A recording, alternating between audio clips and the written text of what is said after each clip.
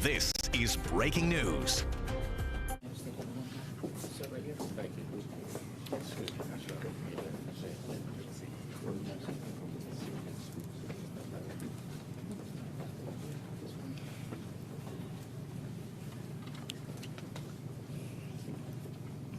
Ready, folks?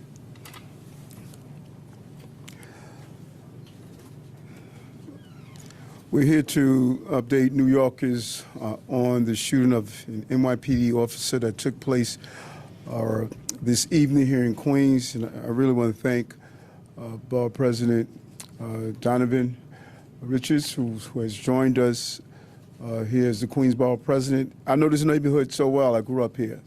I shopped on Jamaica Avenue, and just like many of the shoppers that were walking the avenue when this incident took place, we know how important it is to ensure that you can move throughout the city in a safe way. It is extremely important, significant that our officers going home tonight, and the innocent bystander is also going to go home. They may leave the hospital, but the trauma never leaves you when you're the victim of a shooting of this nature. And this is just another stark reminder of the danger that men and women of the NYPD runs towards every day. I say it over and over again. They run towards dangers, and our officers did just that. They went towards a very dangerous individual and was able to terminate the threat that New Yorkers were facing. He was a reckless perpetrator who reportedly showed a complete disregard for human life. And due to his disregard, a 26-year-old bystander was also shot in the leg. And thankfully, as I stated, she will survive. We are grateful tonight, but we are also angry.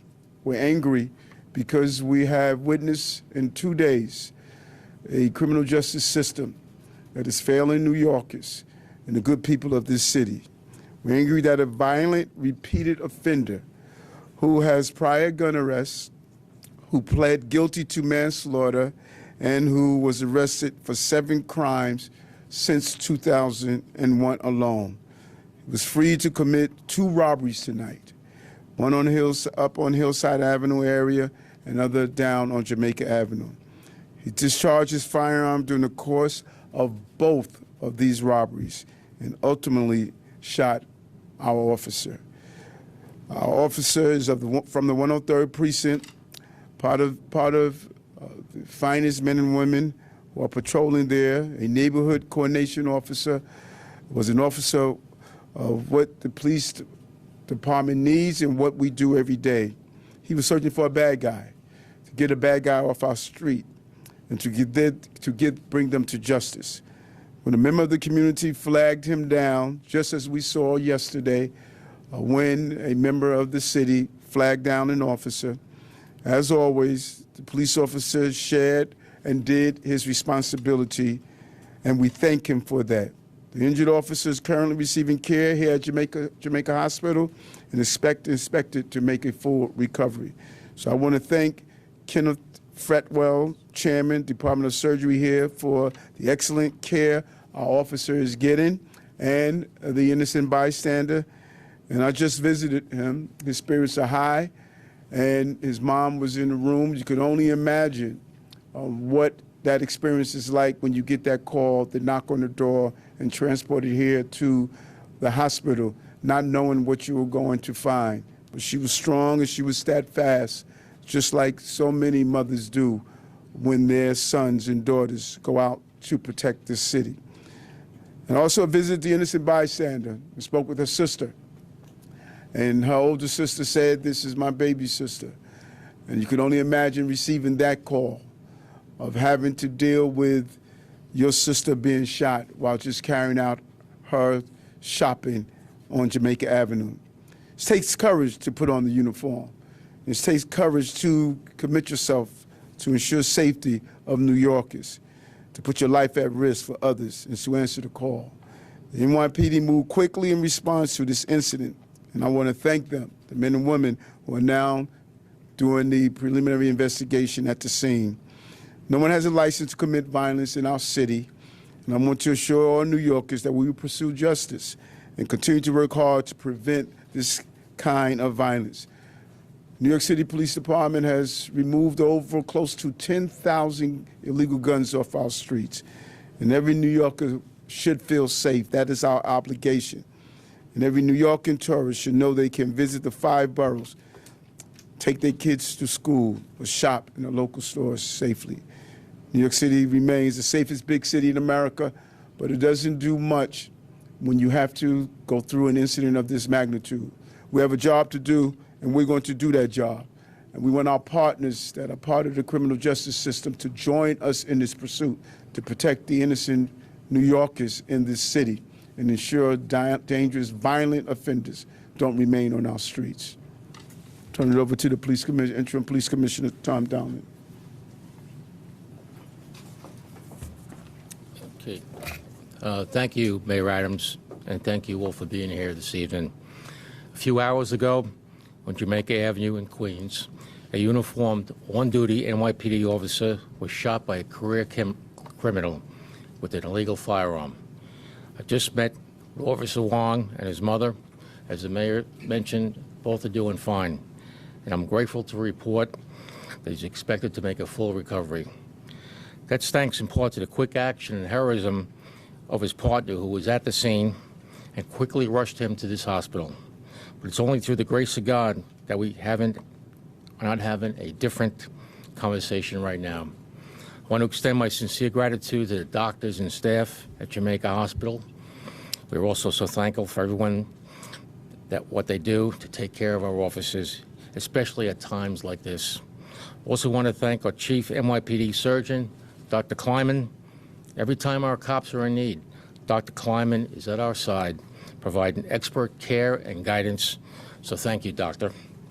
This investigation is in its early stages, and we will go exactly over what we need to do in a moment with Chief Kenny. But I want to be very clear. Yet again, a violent criminal with absolutely no regard for human life decided to open fire on an NYPD officer in the middle of a busy New York City street. This extreme recklessness resulted in injuries to our officer and cost this suspect his life. This is the innocent female bystander who the mayor mentioned is also doing well, thankfully. It's important to note that this is the second time this week the public played a critical role in the wake of violence. Thanks to help from bystanders, we were able to intercede before the suspect could victimize any more New Yorkers. And once again, our officers were being proactive, running towards the danger. Every day, they go above and beyond for the people of this great city. And both the mayor, who is a former NYPD captain, and I can't thank them enough. Right now, we're incredibly grateful that our officer will be okay. At this time, I want to introduce Chief of Detectives Joe Kenny, who will go through the preliminary timeline of this incident. Thank you. Thank you, Commissioner. Good evening. As the Commissioner stated, this information is preliminary as we just started the investigation. So today at 5:35 p.m., patrol personnel from the 107 precinct responded to a 911 call of a robbery in progress. This was a gunpoint robbery that was taking place inside of 164-01 Hillside Avenue in the confines of the 107 precinct. This location is the Village Market Grocery. It's a bodega. Victims told the responding police officers that a male entered the store and announced a robbery. This male demanded money. He threatened the workers with a firearm. He threatened the customers with a firearm. He used a black revolver. During this robbery, one shot was fired. Customers were able to tell officers that this perpetrator fled southbound into the confines of the 103 precinct. Responding officers obtained a description of the perpetrator and broadcast it over the radio. At 6:24 p.m., members of the 103 precinct are canvassing for the suspect from the robbery that had just occurred on Hillside Avenue. While doing so, they are flagged down by a witness who points out a male on the corner of Jamaica Avenue and 160th Street. The witness informs the two officers that the male had just robbed a smoke shop located at 92-18 Guy Brewer Boulevard. He used a firearm, and once again, one shot was fired. The officers realized that this male fits the description of the robbery that had taken place earlier on Hillside Avenue. At 6:30 p.m. at 161 in Jamaica Avenue, Police Officer Wong and his partner, Police Officer Pryor, of the 103 Precinct, approached the male. They asked him to stop. He does not comply. They ordered him to stay still. He doesn't comply. Instead, he runs eastbound on Jamaica Avenue away from the officers while producing a firearm. These two officers order him to drop the gun. He does not do so. He fires one shot, striking Police Officer Wong in his thigh. It is a through-and-through injury. Police Officer Wong is forced to return fire. He strikes the suspect one time in his face. He is brought to Jamaica Hospital where he's pronounced DOA at 7:04 p.m. Our suspect in this case is identified as Gary Worthy. Gary Worthy is a male black, 57 years old. His date of birth is 1/6/67, and he resided at 168-34 127th Avenue in Queens. He has 17 priors that include murder, robbery, burglary, and narcotics possession. He is on lifetime parole for firearms possession. His last arrest was 6 days ago for possession of felony narcotics and resisting arrest. He was ROR'd on that charge. As the mayor said, he is on lifetime parole, and since he was on lifetime parole, he's been arrested 7 other times since 2021. Worthy was also wanted for 3 additional gunpoint robberies that occurred on Halloween and November 15th. Shots were also fired at these robberies. Thankfully, Police Officer Wong was removed to Jamaica Hospital for treatment. He will survive his injuries, as was the 26-year-old female bystander. This investigation will be handled by the Force Investigation Unit with the assistance of the Detective Bureau. I'll take any questions if you have them. Oh, excuse me. Patrick Hendry, President of the Police Benevolent Association. We are truly grateful that our hero brother is on the road to recovery here at Jamaica Hospital. But as police officers, when we come to work every day and we stand in that roll call, we never know what type of job we're going to respond to. And this police officer didn't know he was going to end up in this emergency room at Jamaica Hospital. He didn't know when he ran out of the 103 station house, when he heard a robbery in progress. He didn't know he was going to confront a brazen, dangerous career criminal that didn't think twice about killing a New York City police officer. I can tell you this, all New Yorkers, you can depend on New York City police officers to do our jobs. We will continue to take dangerous criminals off the streets. We have your back. I can tell you who doesn't have your back. Our criminal justice system. It continues to let us down every single day.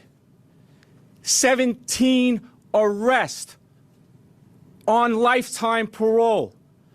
Arrested 7 times while on lifetime parole. What does lifetime parole mean? I think we all would agree you get arrested, you stay behind bars when you're a lifetime parole. But it didn't happen here. Our criminal justice system is broken from the top to the bottom. New York City police officers are sick and tired of being assaulted on the streets. We're sick and tired of being shot out.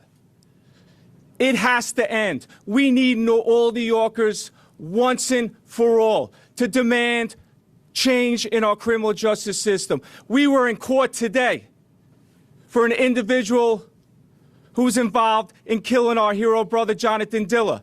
We will continue to be in courthouses across this city demanding change. And I invite all New Yorkers to show up with us. Demand change in our criminal justice system. It needs to change. What is it going to take? The time is now. Change the criminal justice system, top to the bottom. It has to be done. Lives depend on it. We need that change, and we need it now. All right, we take some on-topic questions. Ali Bauman?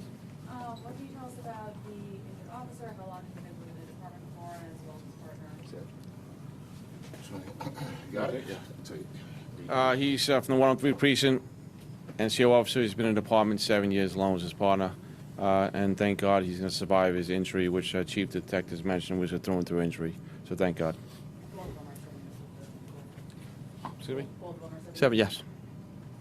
Dean Moses, AM New York. Chief, can you talk about the gunshot that was taken that was inside the bodega? Can you just expand upon that a little bit more, who he was firing at? And also for the mayor, do you have a message to New Yorkers? I mean, it's the second day in 24 hours. We've seen violence from criminals. What's your message to New Yorkers if they're worried about crime and even visiting New York after this? Well, excuse me. Luckily, we know that he fired his weapon 3 times during the course of these robberies of commercial establishments. Luckily, no one was hit. It seems, like I said, preliminarily in our investigation, that he fires the round to frighten the customers and the workers to gain compliance. The most important message to New York is that you have thousands of officers who are willing to run towards danger, and their quick observation and apprehension is preventing the further actions. We saw it yesterday, the quick response of the officer when 3 of our fellow New Yorkers were murdered, and you saw it today. But also, we cannot underestimate that New Yorkers have found it in themselves to say they're not going to remain silent. On both of these incidents, yesterday and today, New Yorkers helped us solve this. And this is a moment where we can reflect on the good people of this city are not going to be imprisoned by fear. They're not going to be imprisoned by those that want to bring violence. Yes, we know we're the safest big city in America, but we want to go further. We want to be the safest city in America. And the NYPD, as the president of the PBA stated, it is going to take the partnership of the entire criminal justice system. All right, thank you everyone for your time and attention. Thank you. Can we get a shot of the gun? Yeah. All right, we'll have that for you. Who shot the bystander? Do we know that? Do you know who shot the bystander? Twitter as well. Yeah, I got it.